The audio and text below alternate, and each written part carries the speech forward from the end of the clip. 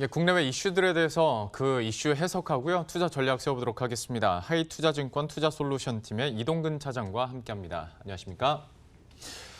저희가 어떤 ECB나 독일 얘기 꾸준하게 해드리고 있는데 독일 경제 지표가 연속적으로 좀 잘 안 나오고 있습니다. 이 정도면 ECB에서도 결단을 좀 내려야 될 것 같은데 좀 이 사안 어떻게 보고 계십니까?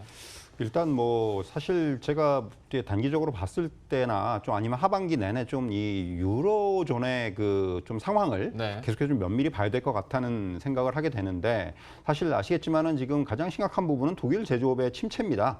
사실 이제 9월에 이번에 이제 발표가 났지만은 독일 제조업 PMI가 41.4가 나왔는데, 사실 글로벌 금융위기가 한창이던 2009년 이후에 가장 낮은 수준입니다. 우리가 보통 이제 아시겠지만 52 기준선이라고 할 수가 있는데 50을 살짝 하회한 수준도 아니고 이제 40대 초반까지 밀렸다는 거죠. 사실 이것만 놓고 보더라도 사실 지금 그만큼 독일의 제조업 경기가 굉장히 안 좋다는 것을 알 수 있고요. 이번에 이제 같이 나왔습니다만 독일뿐만 아니라 유로존의 제조업 부진이 계속 심화되고 있어요. 그러면서 사실 서비스업도 이런 추세가 좀 확산이 되고 있는 그런 상황이고요. 사실 이게 최근에 보면은 이제 미국 지표만 좋고 중국, 독일 계속 좀 이제 유로존 계속 안 좋게 나오고 있기 때문에 사실 지금 이게 이러한 흐름들이 하루 이틀 된 건 아닙니다만은 이제 점점 이제 이러한 글로벌 경기 침체의 어떤 가시화로 이어진 것이 아닌가라는 이런 우려가 좀 되고 있는 거고요.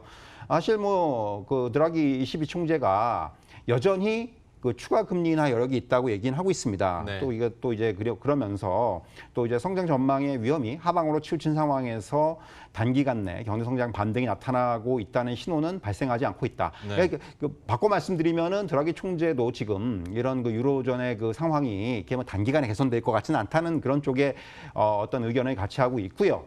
결국 ECB의 어떤 스탠스는 향후의 어떤 물가 전망에 따라서 ECB가 보유한 모든 정책 도구들을 조정할 준비를 진행 중이다라는 게 스탠스고요. 결국 이런 바꿔 말씀드리면은 ECB는 추가적인 금리 인하 얼마든지 가능해요. 사실 이번에 이제 3년 6개월 만에 금리를 내렸는데 아직까지 금리 인하 여력은 충분합니다. 근데 이제 중요한 것은 ECB의 정책 대응도 중요하지만은 독일을 비롯한 유로존 국가들의 자정 확대. 이번에 사실 독일은 오랫동안 균형 재정을 이룬 국가입니다. 굉장히 이런 어떤 부양책이라든가 극도로 싫어하는 국가인데 그럼에도 불구하고 지금 독일 같은 경우도 재정 정책을 지금 검토 중에 있기 때문에 그만큼 이제 어떤 이러한 독일을 비롯한 유로존 국가들의 정책 대응이 굉장히 빨라지지 않겠는가, 그렇게 좀 말씀드릴 수 있을 것 같아요. 어떤 중앙은행의 완화적인 스탠스를 싫어했던 독일인데 이제 싫어할 처지가 안 됩니다. 독일뿐만 아니라 유로존 자체 내에서도 뭔가 적극적인 인공호흡이 좀 필요할 것 같고요. 그리고 의외로 얘기 많이 안 되고 있는 것이 물론 다른 이슈가 커서일 수도 있겠습니다만 브렉시트 있지 않습니까? 여기는 진짜 이제 모래시계 모래가 얼마 안 남았어요. 이런 흐름들 어떻게 보고 계시고 또 결과에 따라서 시장 영향력은 어느 정도 될까요?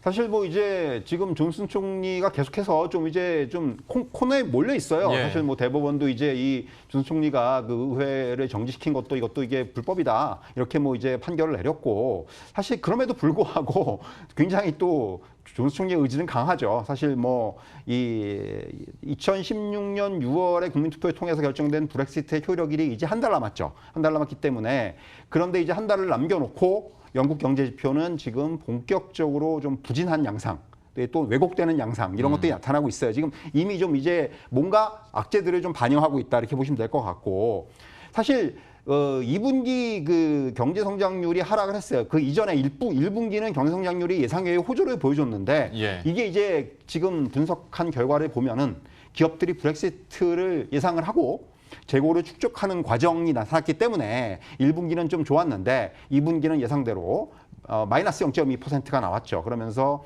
EU 28개국 중에서 가장 낮은 수준을 기록을 했습니다. 사실 이 브렉시트를 앞두고 영국 경제가 그만큼 부담을 가지고 있다는 걸 보여주는 겁니다. 이전 시간에도 제가 그런 말씀 드린 적이 있는데, 사실 지금 예상대로 브렉시트가 진행된다면 영국의 경제 성장률은 향후에도 몇 년 동안 계속 좀 부진할 것으로 예상이 되고 있어요. 그렇기 때문에 사실 그런 반면에 브렉시트는 유럽의 입장에서는 불확실성의 해소라는 좀 약간 이건 호재로 작용할 수도 있어요. 계속 괴롭히고 있기 때문에 이게 만약에 이제 해소가 된다면은 그런 호재로서 작용할 수도 있다. 이런 부분들은 감안할 필요가 있겠고요. 사실 지금 앞에서 이제 유럽의 경기에 대해서 부정적인 말씀을 드렸지만은 사실 4분기를 전망을 한다면은 좀 약간 기저 효과도 발생을 할 수가 있고 네. 그리고 지금 이제 22의 어떤 완화 기조라든가 그리고 말씀드린 대로 각국의 부양책을 좀 적극적으로 쓴다면은 향후에 어떤 유럽의 그 경제와 이익의 방향성은 돌아설 수가 있어요. 그리고 여기다 이제 플러스 알파로 뭐 브렉시트가 물론 이제 이건 악재지만은 어쨌든 간에 장기적으로 봤을 때 유로존에는 이제 어떤 불확실성의 제거라는 네. 이러한 긍정적인 효과도 가져올 수가 있기 때문에 뭐 유로존 입장에서는 그렇게 나쁠 것 같지는 않고요. 다만 이제 영국은 말씀드린 대로 이거는 상당히 좀 이거에 대한 대가는 좀 치르지 않겠는가. 사실 이 예상대로 다음 달에 정말 이제 브렉시트가 진행이 된다면은 이것 그리고 단기적으로는 금융시장에는 좀 약간 영향을 줄 수 있는 분명히 지금 약간 가려져 있지만은 이거는 굉장한 악재다 이렇게 말씀드릴 수가 있을 것 같아요. 순간적인 출렁임은 있을 수 있겠으나 장기적으로 봤을 때는 어떤 불확실성 해소라는 측면도 있고 하다 보면 좀 궁극적으로는 좀 좋아질 수도 있다라는 뉘앙스도 좀 얘기를 해주셨으니까요. 또 유럽 국가들에 대해서도 계속 지켜보도록 하겠고 이번에는 국내로 넘어와서 그 아프리카 돼지열병 있지 않습니까? 근데 이게 계속 좀 확산 일로를 보이다 보니까 여기에 대해서 물론 많은 분들이 투자를 하고 실제로 주가가 움직여서 저희가 다루는 거지만 사실 이것도 참 실체가 없지 않습니까? 백신 나온 것도 없고 그렇다고 닭고기의 매출이 확 늘어나는 것도 아니고 그러면 이 와중에 투자를 한다면 어느 쪽을 좀 보십니까?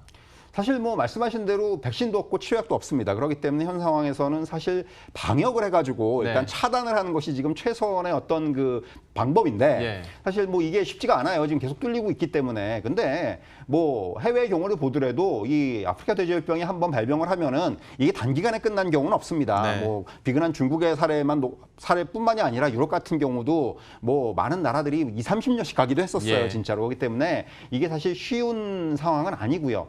또 하나 이제 뭐 중국과 항상 비교를 할 때 좀 다른 점은 중국은 사실 돼지고기의 어떤 수요라든가 중요도가 되게 높지 않습니까? 예. 그렇기 때문에 사실 돼지고기 이 아프리카 돼지열병에도 불구하고 돼지고기의 수요는 줄지 않았고 그렇기 때문에 가격의 급등이 나타났어요. 그러면서 이제 돼지 관련주들의 주가 등이 급등을 했는데 우리나라는 좀 다를 수가 있습니다. 왜냐하면은 일단 우리나라는 중국만큼 돼지고기의 중요도가 높지가 않은 나라고 네. 돼지고기 안 먹더라도 소고기 먹으면 되고 뭐 이제 닭고기 먹으면 되고 되는데. 예. 이런 그 대체제들이 많습니다. 그렇기 때문에 사실 저는 지금 주가의 흐름이 어떤 그 뭐 그 방역주라든가 뭐 백신 개발 관련주라든가 이런 주식들이 오히려 또 닭고기 관련주라든가 예. 이런 것들이 상대적으로 좀 우위에 있을 수 있는 우리나라는 그런 이제 어떤 환경에 있다 이렇게 말씀드릴 수가 있겠고 결국 그 제가 말씀드린 대로 좀 이 테마가 단기에 끝나지는 않겠지만은 결국 뉴스 플로우라든가 또 향후에 계속되는 확산의 강도라든가 이런 부분들이 어떤 테마에 좀 이제 영향력이라든가 기간이라든가 이런 거를 좀 좌우할 것으로 전망이 되고 있고요. 만약에 향후에 백신이라든가 치료제와 관련된 뭔가 획기적인 그런 이슈가 나온다면은 사실 그쪽이 지금 가장 유력한데 그거는 지금 아직까지는 조금 좀 지켜볼 필요가 있다. 이렇게 말씀드릴 수 있을 것 같습니다. 백신 관련해서는 약간 뉴스가 들려오는 듯 하긴 합니다. 이게 언제 성공할지는 한번 지켜봐야겠습니다만 오히려 그런 쪽으로 보는 것이 향후에 장기적으로 봤을 때는 좀 실체가 있는 투자 전략이 되지 않을까 싶고요.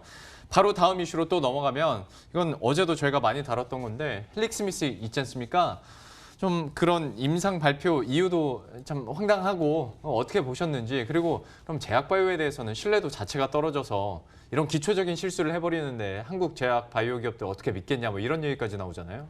사실 어제보다는 오늘 오히려 뉴스의 반영이 더 큰 것 같아요. 사실 어제는 이게 어떤 그 개별 이슈라는 쪽으로 좀 이제 의견들이 가다가 예. 사실 이게 어떻게 보면은 이게 작은 이슈는 아니거든요. 네. 그렇기 때문에 사실 오늘 좀 이제 반영이 되는 것으로 보여지는데 어쨌든 간에 이제 그 시장의 인식은 분명히 변화가 될 거예요. 왜냐하면은 이미 지금 뭔가 이제 신약 개발 관련된 리스크라든가 이런 부분이 이번에 한번 완전히 그 시장을 환기시키는 그런 역할을 했을 것으로 보여지고요. 예. 그리고 이제 그 바이오 섹터에 대한 투자 전략도 조금 이제 바뀌지 않겠는가. 저는 그렇게 말씀드릴 수 있을 것 같아요. 사실 저는 그래서 향후의 어떤 방향성이 지금까지 어떤 그 이런 바이오 벤처들을 투자하는 데 있어서 하이 리스크, 하이 리턴 쪽으로 이제 사실 집중이 됐지 않습니까? 네. 그러면서 이제 굉장히 수익을 크게 내는 종목들이 발생을 하고 그랬었는데 향후에는 이거보다는 좀 미드 리스크, 미드 리턴. 그러니까 뭔가 수익이 좀 적고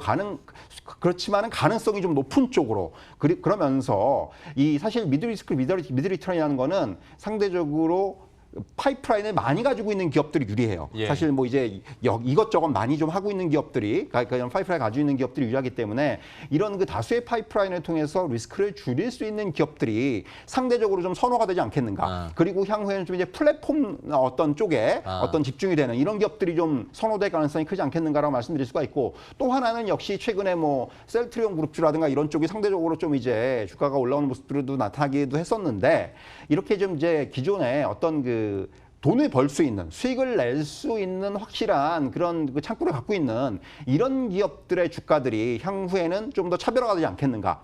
결국 좀 뭔가 리스크를 좀 이제 그 줄일 수 있는, 그리고 또 이제 수익을 낼 수 있는 이런 기업들 위주로 좀 이제 시장이 좀 재편이 되지 않겠는가. 그렇게 말씀드릴 수 있을 것 같습니다.